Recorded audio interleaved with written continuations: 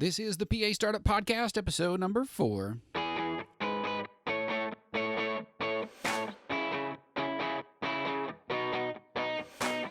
This is the PA Startup Podcast, where we help pre-PA students, current PA students, and new grads start their careers as physician assistants. I'm your host, Chris Darst. We are glad you're here.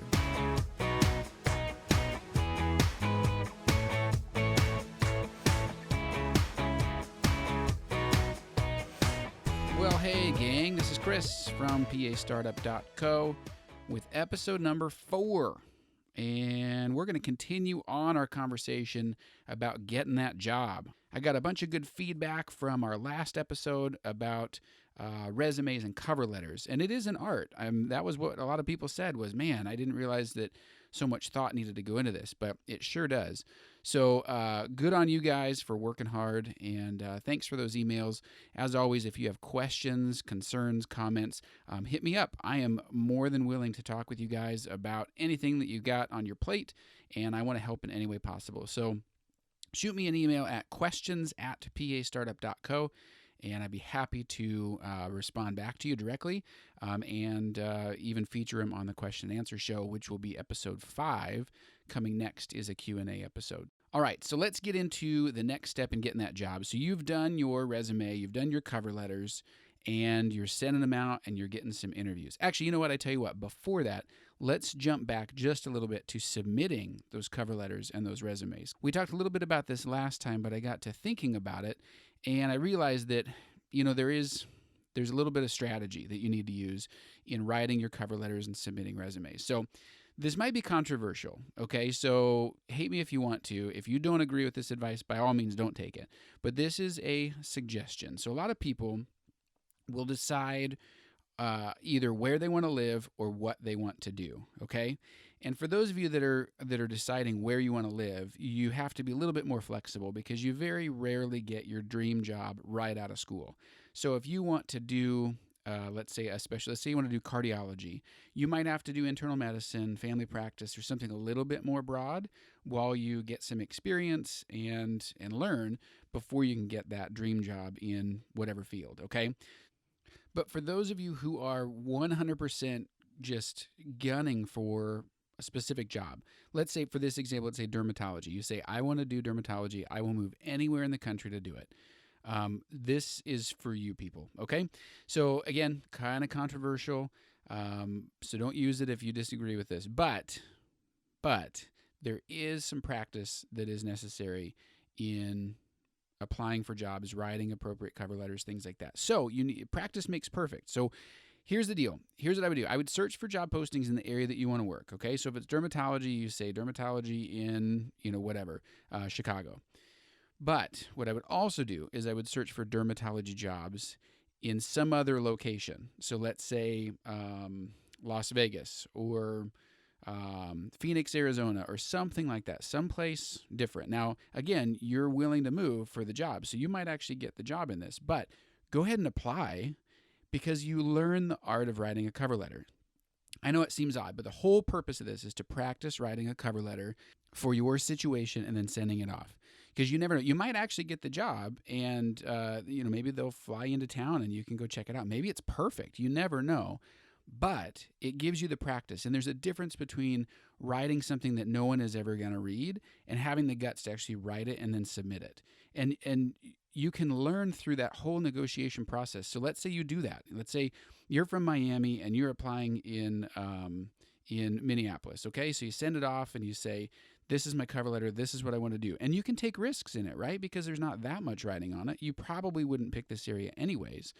But what you can do is practice writing that letter, and then if you get a phone call, guess what? You get to practice a phone interview. You get to practice answering the questions, kind of thinking on the fly. You can practice asking your own questions and kind of coming up with it's a mock interview potentially, but it's an actual interview. Now, if you get to the point where they're going to fly you there, I wouldn't, just out of respect to them and our profession, I wouldn't use them just for a free flight. But if you're interested in the job, by all means, go check it out. You never know. It could lead to something amazing. But this gives you tons of practice so that when you apply in a place that you want. So let's say you're from Miami and you say, hey, I want to stay in Miami, or I want to stay, in the Southeast somewhere. Guess what? You've got some experience. You've practiced your interview a little bit. No one has to know that you applied for this job. No one has to know that you had a phone interview for this job elsewhere, but it's excellent practice. When you do a mock interview like in school, it's not the same. If you just meet with some friends and you kind of talk through questions, it's not the same. You have to get your nice clothes on. You have to show up to an interview. You have to answer the questions on the spot when you're nervous. I mean, all of that is just excellent practice. Okay, so again, if you disagree with that fundamentally or ethically, no worries. This is just a piece of advice. I did this on accident, actually. I was applying for jobs right out of school, and I'm in Nebraska, and there's a orthopedic job in Kansas City. And I said, well, that's pretty close. It's 3 hours drive. So I talked to a PA that currently worked there, and I was like, oh, this would kind of be good practice because I want to see what it would be like to apply. So I did. I applied, and I had a phone interview, and I got to practice answering questions. And you know what? I learned some stuff from it. I could have done a better job, but they actually wanted me to come down and see it. And I thought, I don't know. I mean, I don't want to use them. I'm not that interested in Kansas City, but if there's no other jobs, maybe it would be a good place to go. So I went to the interview in Kansas City. They put me up in a hotel, and I got to get my suit on, and I went to the interview, and I had to answer questions. And you know what? It was an awesome experience, and I almost took the job. By kind of a stroke of luck, I had another interview right after this one that was where I wanted to live. And that was, my wife and I decided that we wanted to pick the location as number one and the job number two. So even though I liked orthopedics and I liked cardiothoracic surgery, I was ready to do whatever because number one for us was our location. We had a little baby we had 2 little kids at the time. And so we needed family close by and stuff. So, but I worked it out so that I had my other interview was immediately following this orthopedic interview out of town. And guess what? I was so much more comfortable for it because I just answered very similar questions. And then afterwards, you have those conversations where you think after the fact, you're like, oh, why didn't I say this? Or, man, I could have handled that better. That was kind of a curveball question. They always talk about things like, tell me your weaknesses, and you're like, I'm whatever. You think of something. I'm a perfectionist, and so that means that I'm very detailed in my work. You take your negative and you turn it into a positive. But I stumbled a little bit, and afterwards I was like, oh, this is how I could have handled it. So then when I went to the actual interview of the job in the location that I wanted, I was ready. I mean, I was kind of prepared. I was like, man, I got this. I was so much more relaxed. The questions were not a surprise. They were very similar questions. But anyways, I'd kind of gotten the jitters out with that first one. And then I got an offer from both of them. And so, my wife and I thought about it for a little bit, but we said, the location's number one, so we're going to take the job that's here in town. So yeah, it was kind of an accident. I wouldn't, don't capitalize on it too much. Don't have them waste their money. If you really have no interest in the job, tell them, no thanks, you had a different offer or something like that.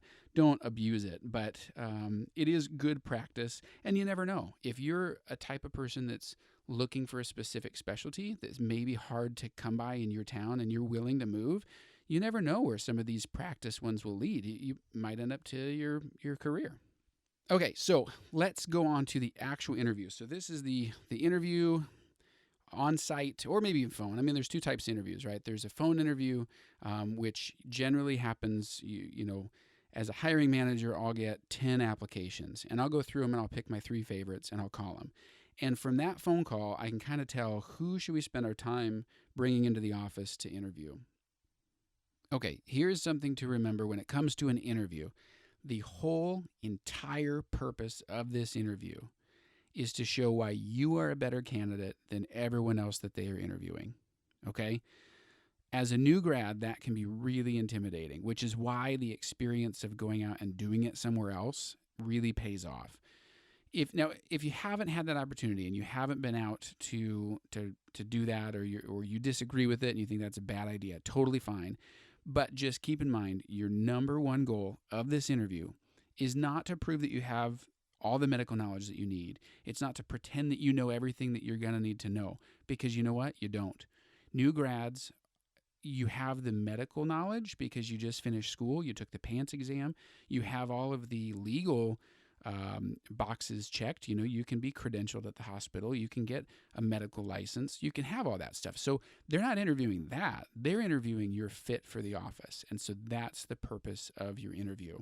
So you want to go in there and you want to show them, hey, I am the best fit for the job, and here is why. As a new grad, you're going to feel a little bit at a disadvantage because you don't have any PA experience yet, right? And I used to tell people, tell them that you're a blank slate, that you can train me however you want, that I don't have any preconceived notions, I have no habits that you have to break, I'm not bringing any other competitors' habits into this situation, but it was to be used as a selling point over someone else who had experience, because you feel like you have to have something. Someone with general surgery experience obviously is going to be a better candidate for a job because, you haven't tied as many knots as they have, or you haven't sutured as much, or in family practice, you haven't prescribed as many medications or seen side effects, firsthand. So the blank slate thing was a way to kind of give an advantage to your disadvantage, which is I don't know much, so you can train me however you want. Now, that is true. You can, but you know what? It's actually a lot of work to train a new PA. There's a number of things that you're going to have to learn, and that's a big part of why I created PA Startup, was because there's things that you need to learn that aren't taught in school and really only come from experience. So if we can expedite that, if we can kind of skip some of the learning curve, or at least accelerate the learning curve, you'll be way better off in your career. So your employer might hear, I'm a blank slate. Oh, I have to teach him how to do an H&P. I have to teach him how to do a SOAP note. I have to teach him how to write prescriptions. I have to teach him how to write inpatient orders. I know you did those on rotations, but you didn't do them with the frequency that you might, or even the style that your potential office might do. So now what I tell people instead of the blank slate comment is to use your past experiences as strengths. So it might be a job that you held even before PA school. It might be the healthcare experience you had when you needed your patient contact hours applying for school, but everybody brings with them something unique. You might not have PA experience, but you have some other experience that might have led to you having a skill that your competitors who are also applying for the job don't have. So my first job ever was a place in the mall where we sold snacks, okay? It was really embarrassing. Although I was so jacked for this job, I was so excited to get hired. Somebody in my math class was a manager there. They said, hey, you should come in and interview. I went in and interviewed. I was offered the job. I think I made like $6 an hour. It was a while ago, okay? And this place was called Munchville, of all places, which is so embarrassing. Like, it was like a train theme, and it was like a stop. It looked like a train station, but we sold popcorn and drinks and this thing called a Whirl-A-Whip, which was like a Blizzard from Dairy Queen, except it was like the ghetto version, and it would mix candy in with ice cream. Anyways, I was pretty jacked to have this job because I was like, man, I'm going to have a job. I'm going to make money. My first check was for like, I don't even know, like $37. And I was like, oh man, I busted my butt. And all I got was $37. So I learned about taxes. I learned about all that stuff. But what I did learn, it was how to multitask, because you had customers, you had a cash register that you had to learn how to work.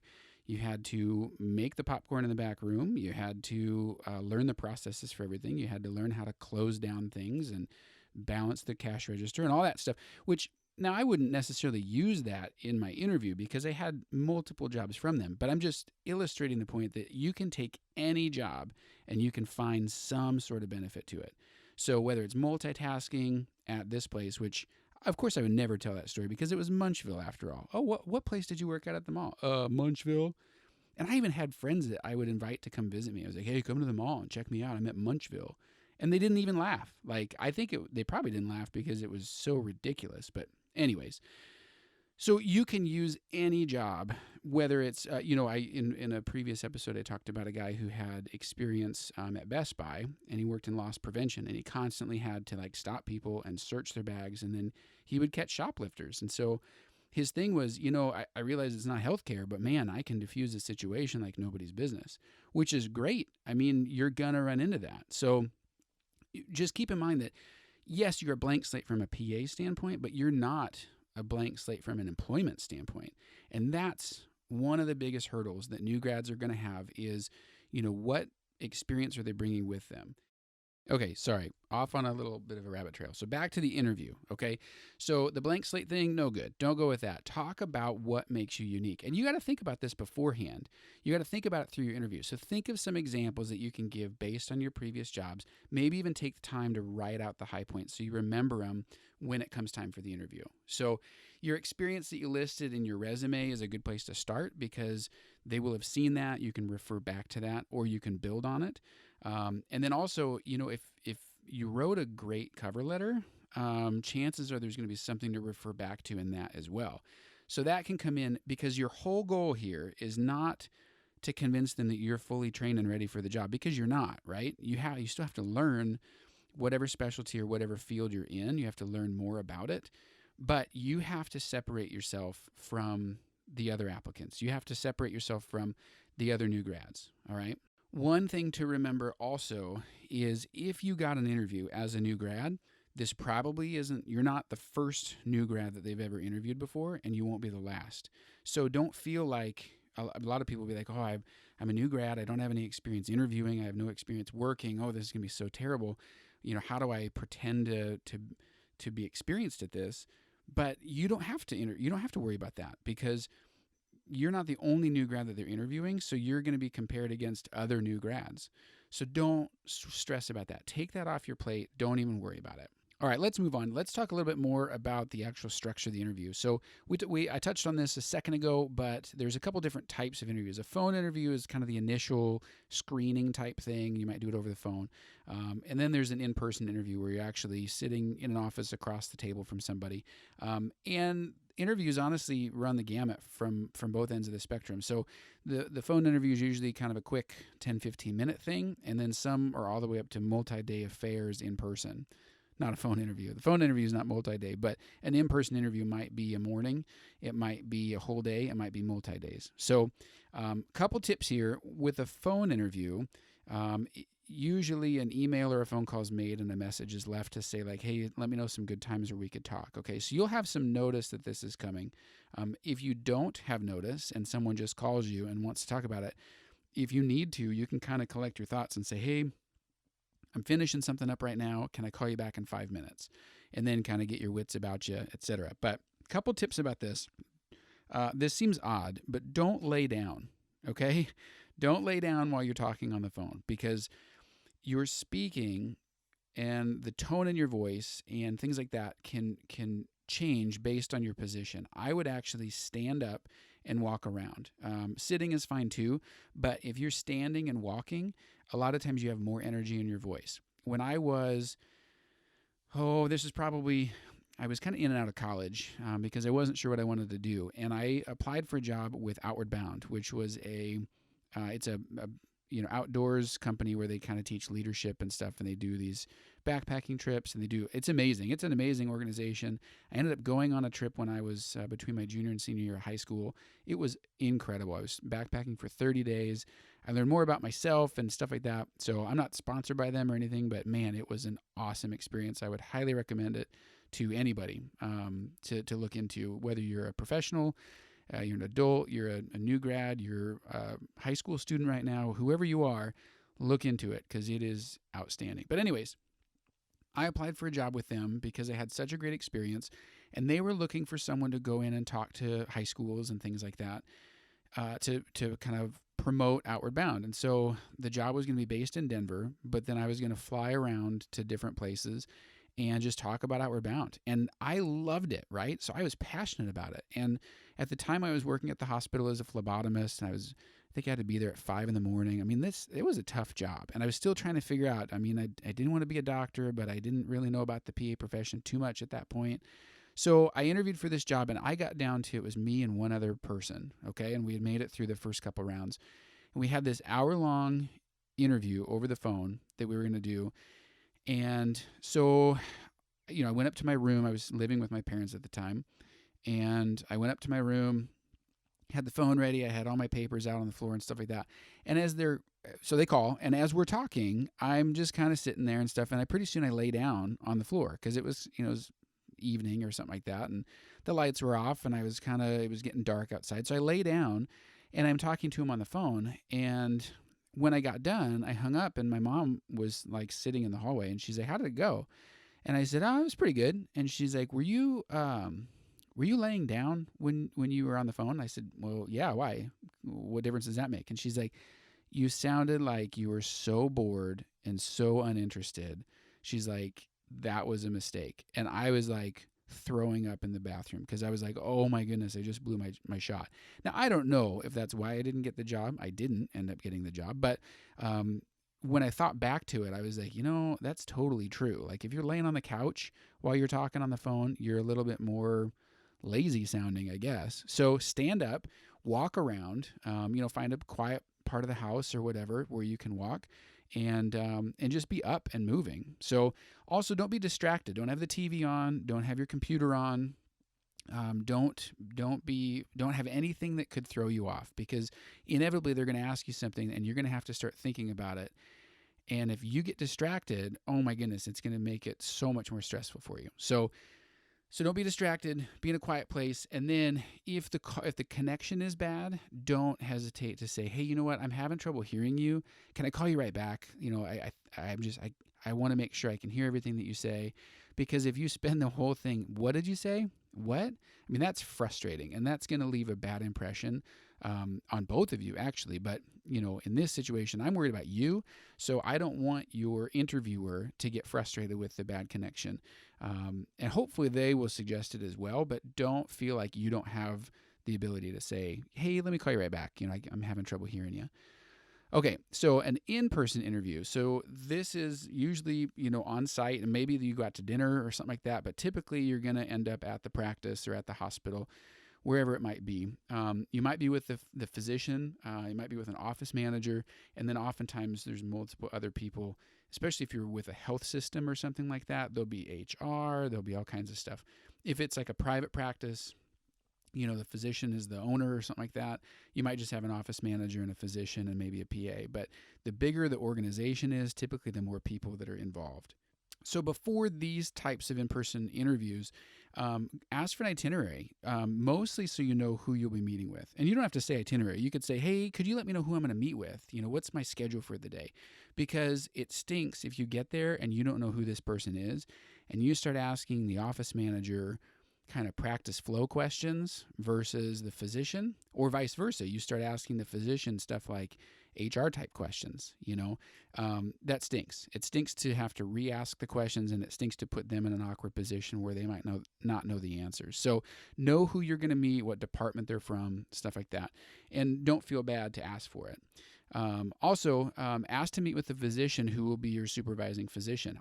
I've heard of 1 or 2 interviews where people went and they met with the office manager, they got a tour of the office, and then it was like, "Well, the doctor you'd be working with is actually at an outstate clinic today, so I'll just let him know that we talked." And I was like, whoa, that is not okay, because you need to meet the person that you're going to actually work under. So definitely make sure that you're going to meet with that physician, and then whoever you report to, whether it's an office manager, the head PA, like lead chief PA type person, make sure that you meet with them as well.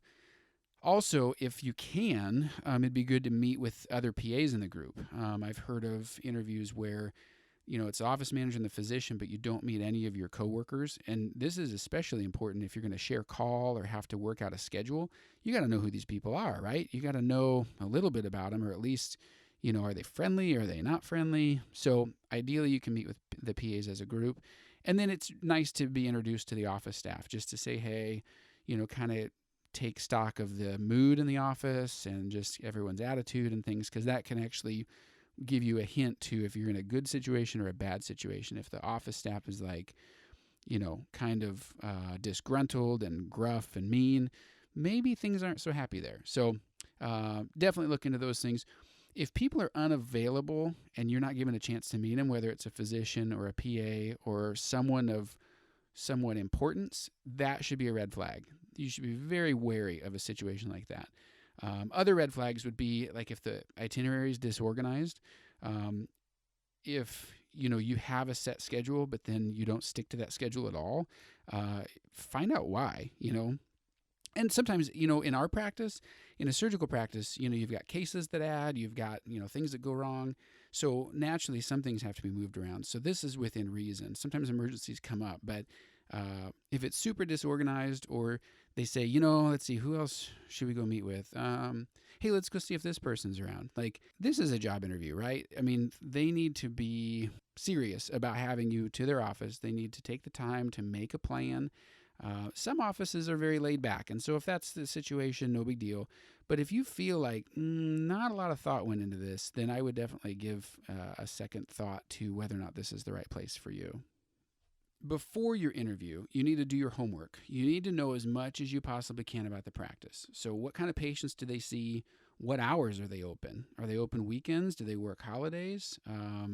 Talk to other people who either work there or know people who do. So even ask, if you're on rotations or something and you've got an interview at an office, ask wherever you're at. Say, do you know anyone that works in this office? Ask the nursing staff, ask the physician, ask whoever you can to try to find a little bit of information about the practice, because it's great to know a little bit about it and make sure that that correlates with what they're telling you. And then also it gives you a lot of questions, or a lot of, a basis for questions that you can ask. Okay, and speaking of questions, let's talk about that. Come up with questions that you have prepared. So if there's an awkward silence, if you're out to dinner with the PAs and there's this awkward silence, nothing beats a candidate who can carry a conversation, who can be like, so guys, tell me about this. Or, I've got a question. How does this work in your office? So have kind of 4 or 5 questions. These might be things that you couldn't find out beforehand, but they can also be typical go-to questions. What's the schedule like? What's the call schedule like? What are the shifts that I would be working? Who would I be working with? Will I have a dedicated nurse, or is there a pool of nurses?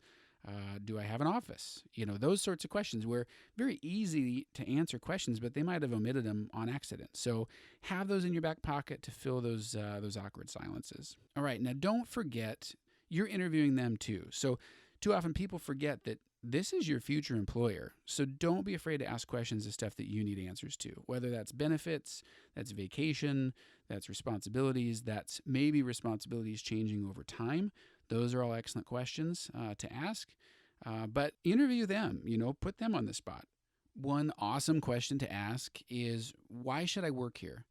And you have to ask it in a non-accusatory tone, because you don't want to be all cocky and be like, so, why should I work here? I mean, why should I bless you with my presence? You don't want to go that route. You want to say, okay, here's an interesting question for you. Why would you tell me this is a good place to work? Or why should I choose this over some other jobs that I'm currently interviewing at, and see what their answer is. If they stumble a little bit and they're like, well, we need to fill the position, bad answer. We feel that we're a good place to be, bad answer. If they struggle at all, this should be easy. They should be like, you know what, we've got an awesome team and we are actively growing and we're providing amazing care, and we need to add someone dynamic to that team, and that's why we're interviewing. Like, that's awesome. That is a great answer. That is someplace that you want to work. They know what they're doing. They understand their culture. They know the care that they're providing. Those are all awesome things. And one of the interesting things, when you ask questions to the interviewer and they answer, that gives you material to basically build on. That the answers that they give back are then things that you can follow up on. So you need to listen. You don't want to just ask questions and check boxes in your mind to be like, okay, I asked this, I asked this, I asked this. Okay, we're good. Listen to what they say and build on it. So if they say, we've got a dynamic team and we are growing and we're providing excellent care. Okay, tell me about the dynamic team. Why are you growing? Like, what are you doing that's helping you grow? I'm interested. I'm excited about this. And then, just take whatever they say, and it's kind of like playing a game of catch. They throw the ball back at you, throw it back at them and say, okay, follow up on this. Tell me about this. And that will help open up your eyes and open up doors to other conversations that might help you get a more well-rounded picture of, what this practice is and who you're dealing with. Okay, lastly, and then we're going to wrap this up. I said I wasn't going to go over 30 minutes, but we're getting over that. So one final tip here, don't lead with money, okay? I struggle with this because money is a big part of the interview and the acceptance of a job. The job can be perfect, and if they pay you $25,000 a year and you have $80,000 in student loans and a family to feed, well, that's not going to work. So money is important, but people get really twitchy about money. So start with, let's say they say, what questions do you have? Don't say, how much will I get paid? Because it sends the wrong message because people are so twitchy with it. So ask questions about hours, responsibilities, what health benefits, or what's their benefits package, what's the CME budget, how many vacation days do you get? You can even ask why previous PAs left. Why is the position open? Did somebody move because they've always wanted to live in Colorado and go skiing? Or, did you fire them because they were terrible? And they might not tell you directly, but you can kind of pick up on why the person left. If it's something as simple as, oh, they got married and moved to a different place for their spouse's job, no big deal. But if it's like, we've been burning through people left and right because we work them so hard, that's a problem. So you can definitely ask that. That's all fair game. But all of that comes before talking about money. And like I said, I feel money is an important topic, but it can totally be a deal breaker. So it makes sense, I suppose. You want to weed out people that are only in it for the money. So there's some specialties that pay more than others. And so if people are just looking for a paycheck, you don't want to attract those people. As a hiring person, I don't want people applying for the job just so they can make a big check right out of school, or at all, actually, because typically the reason those specialties are paid more is because it's either technically more demanding or the hours are more demanding. There's some reason that they get paid more. And I would be very wary of chasing dollars. Having said that, you need to make enough, obviously, to pay your bills. You need to support your family. You need to pay off your loans and stuff like that.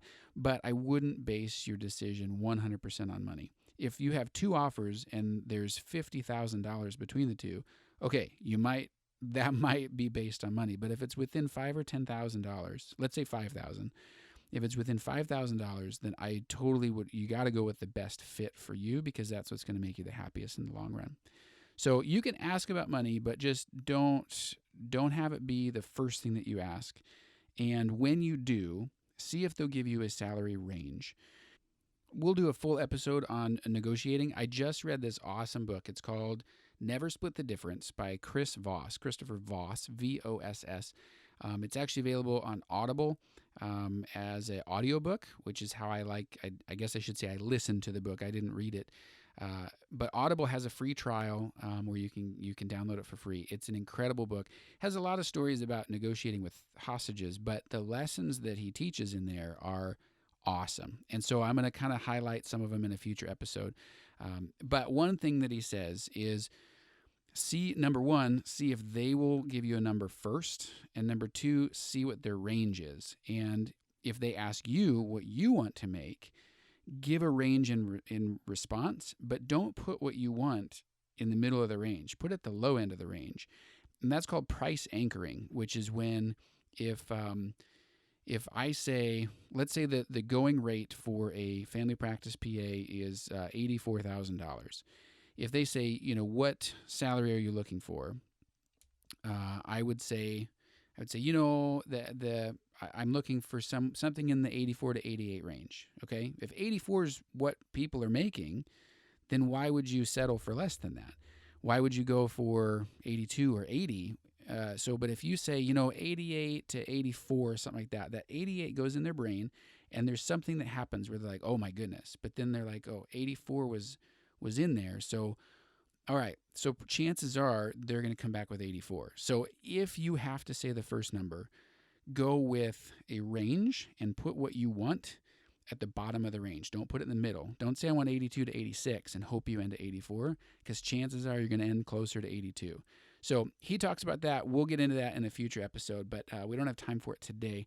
But see if they will give you a range, and when you go to the interview, have an idea of what people are making in that specialty as new grads. Now, also keep in mind that if I don't get to the interview episode and you have an interview, one thing I would warn you against is, as a new grad, you don't have a ton of salary negotiating power because you haven't shown that you can do the job yet.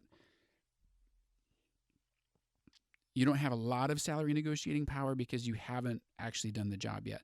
And this is especially true. Actually, this is true in all specialties. I was going to say in surgery, but I would say that this also has its role in family practice. If you haven't shown that you can handle the workload, you can handle the patient volume, you can properly prescribe and treat diseases and things, you don't have a lot to trade on, so to speak. So what I would tell you in that situation is you might have to accept whatever their initial offer is, but if it's lower than you want, I would absolutely request that you have an annual review, like a review after being there a year or 9 months or 6 months or whatever you think the appropriate time frame is, and say, okay, I will accept that, but I want to meet in a year, and when I show you that I can handle the responsibilities of the job and I can exceed your expectations, I want to renegotiate my salary.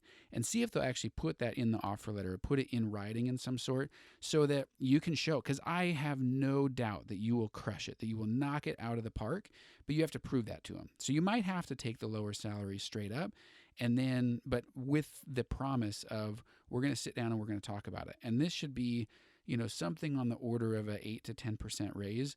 It's a big raise, and they need to budget for it, but it does give them time to prepare for that. But what it does for you is it gives you the opportunity to have something to work for, kind of a goal down the road, and the guarantee, not the guarantee, but the expectation is set that you're going to follow up with them after you've exceeded their expectations, and then you're going to be worth what you think you're worth at the time. Now, if you do this, only do it once. Don't do it every year because you're going to lose your job that way. They're going to get tired of having the money talk with you. But if you feel that you're starting, and let me reiterate that, this is for people that are starting below what is considered average at the time, okay? This isn't for people that are at average or above average salaries. Don't do this because it's just greedy. But if you're below what the average salary is to start, then say, okay, if you've exhausted your other negotiating efforts and this is where they're sticking, and they say, nope, this is the offer, say, okay, I will accept that with the understanding that we are going to meet in a year and we're going to talk about how I've exceeded my expectations, and there'll be a salary adjustment to at least the national average by that point. All right. So I hope that makes sense. We'll get into that in the future. Again, if you have questions, send me an email, questions@pastartup.co. I'd be more than happy to talk specifics with you too and look through my resources that I've got for different areas on what appropriate salaries are. And even if you're in the midst of it, shoot me an email and we can say, hey, this is what they offer. This is the job. This is what I think I should make. What should I do? Be more than happy to talk it out with you. So we can even do a phone call if you want, or a Skype call or something like that. Unless you're sick of my voice, then just go with the email, right? All right, guys, that's it. I'm going to wrap it up there. We'll get to negotiations here in a episode coming up soon. If you would be so kind to head over to iTunes, leave a rating and review, subscribe to the podcast so that it gets delivered to your device, that would be awesome. Tell a friend about us. Tell a friend about our website, pastartup.co. We've got cover letter and resume resources over at pastartup.co/resume. And we've got other resources that you can dig through over there. But please, that would be so awesome if you could just subscribe to the podcast, leave a rating and review. And again, if you have questions, I'd love to feature them on an upcoming episode of a Q&A session, questions@pastartup.co. But if you also have just questions specifically that you want to ask me that you don't want to be included on the show, that's fine. You can still email me. Just put that in there. Just say, hey, not for the podcast, but I do have a question. Here it is. I'd be more than happy to talk that out with you. All right. So next episode number 5, is our first Q&A.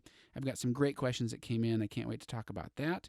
And and then we're going to get into a couple other interview podcasts with some current graduating PA students, and start our Day in the Life of series with a day in the life of different specialties. So hope you'll join us for that. Subscribe to the podcast so they're delivered to you.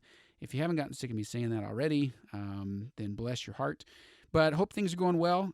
Study hard, dig in, and can't wait to talk further. All right? Take care, guys. Have a great one.